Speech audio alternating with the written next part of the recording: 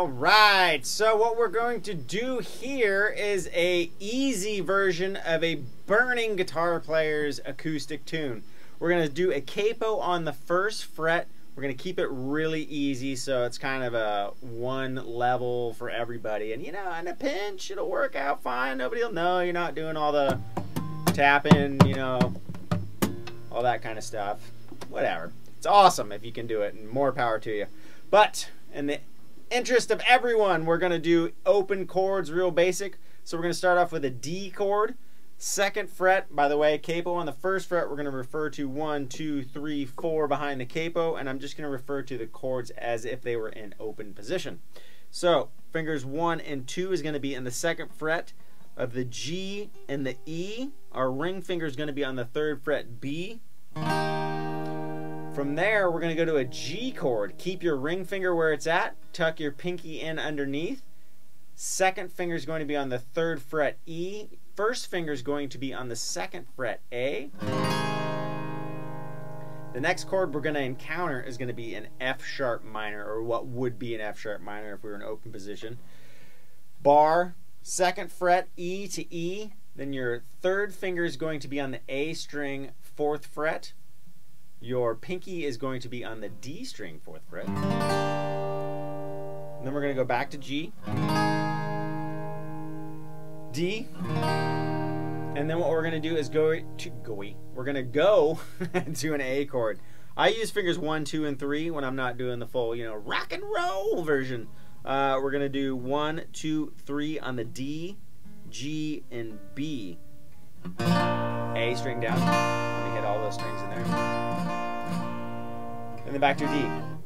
So what we're going to do is we're going to go back and forth between D and G 5 times. And on the 5th time, we're going to do that F sharp minor and then transition into our chorus. So what we'll do is keep a pattern like this. So let me slow that down.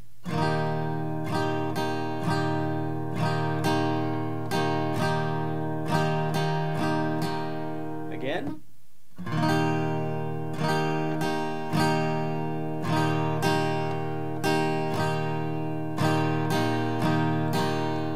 Now obviously there's a lot going on in the actual song, but that'll totally get you through, and that's basically kind of what the drums or whatever would be doing. So if you're, you know, solo and acoustic and you're just, you know, learning, or, you know, you're pretty good, you just get a gig and, you know, want to get through it, it's totally gonna work. Down a little bit. Too much coffee. So, like I said, on the 5th time we get to that G chord. Then we're going to go to the F sharp minor shape. Same strum pattern. Back to our G. Then we're going to go to a D. A, 2, 3, 4. And then next time you go into the G, it actually transitions into the chorus. So it doesn't sound like anything has really changed.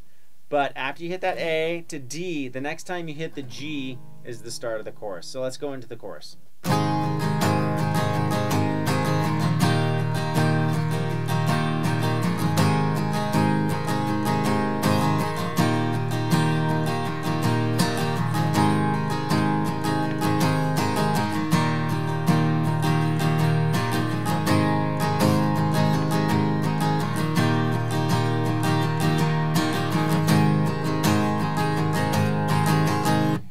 That's it, right? So it just is going back and forth between G to D, right? So when we hit the G chord, it's the start of the chorus.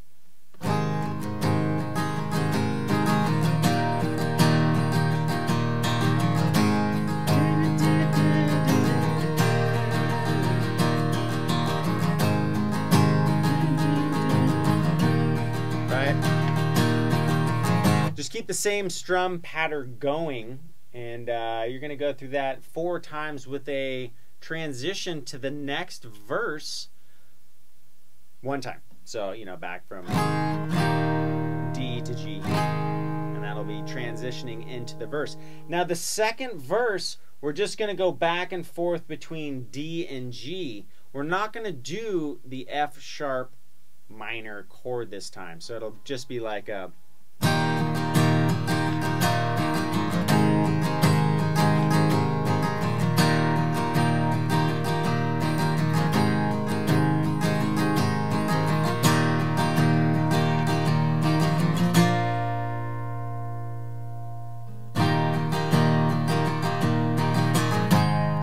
Right, so it's going to be the same thing. Just don't do the F sharp minor and then do, pretend that you just keep going back and forth between D and G. You'll hear it. Use them ears, folks. It's easy.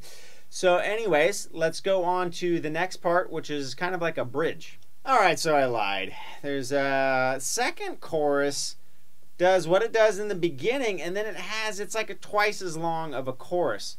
So what we're going to do is it goes through a change. You'll hear it. You'll hear the first chorus go through, and then it's like an addition. So what we're going to do...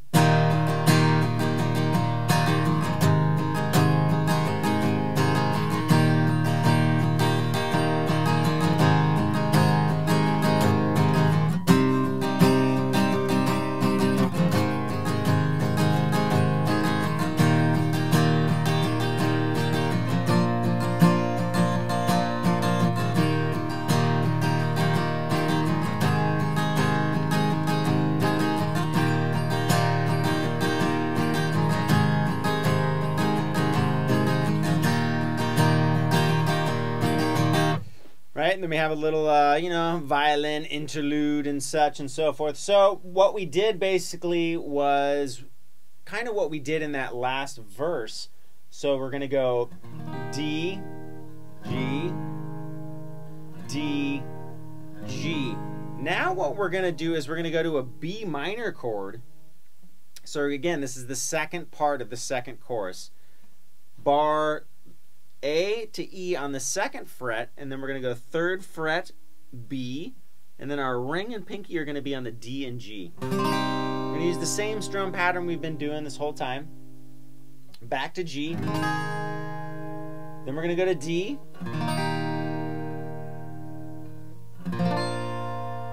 And then we're going to go D to G. D to G. And then we're going to go D, and then that's going to get us into the bridge part. So let me just play that all the way through.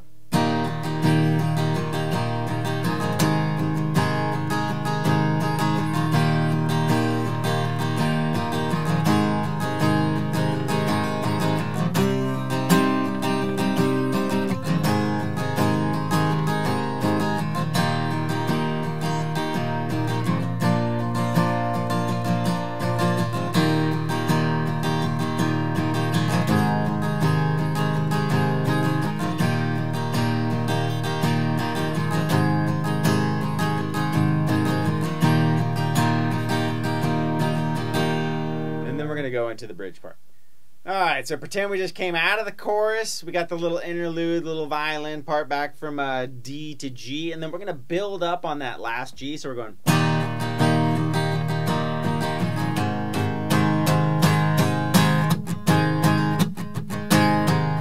Now what I'm going to do is I'm going to do downstrokes. Down, up, down, up, down, down, down, up, down, up.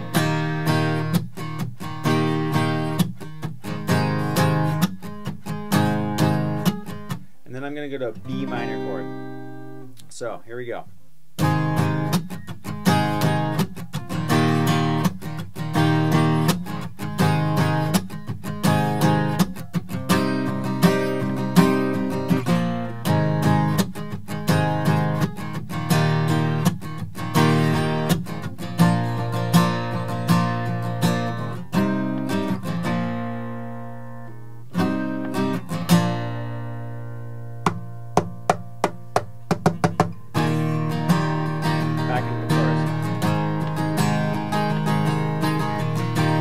Okay, so we've gone from building up, we went to D, built up on that G, and then the bridge starts on the G.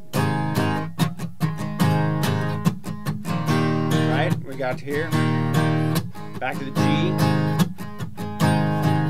Now we're going to do the B minor.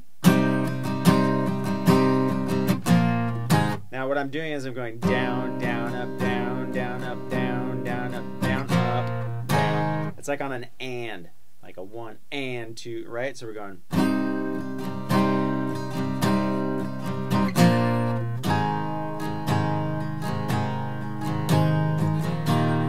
And we go from G to D like normal. Then we're going to go to an A. And I'm going to keep that down, down, up, down, down, up, down theme going. So all together we got.